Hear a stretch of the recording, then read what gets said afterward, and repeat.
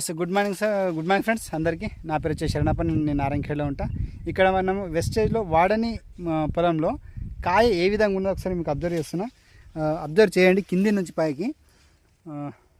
ఇక్కడ కింది నుంచి చూపిస్తున్నా మొత్తం మీకు కాయ ఏ విధంగా ఉన్నది అనేది. వెస్టేజ్ వాడని పత్తి చేను ఇది, వెస్టేజ్ వాడంది.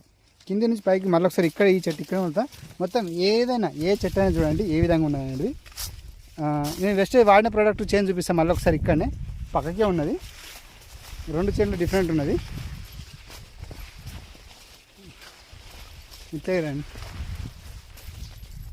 వెస్టేజ్ ప్రోడక్ట్స్ వాడిన చేంజ్ చూపిస్తాయి ఇప్పుడు నేను.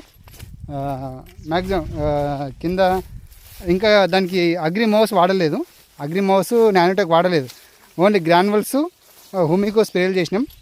ఇవి చూడండి ఎట్లున్నాయి. ఇక్కడ ఇది మొత్తం ఇక్కడ మీకు ఓపెన్ ప్లేస్లో కూడా చూపిస్తా ఏ విధంగా ఉన్నాయనేది.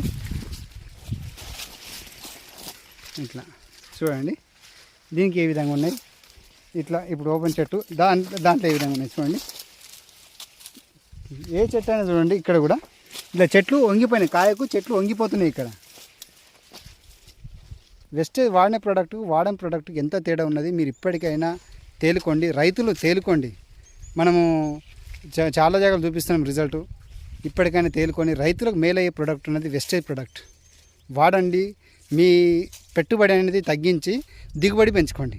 Thank you and wish you wealth.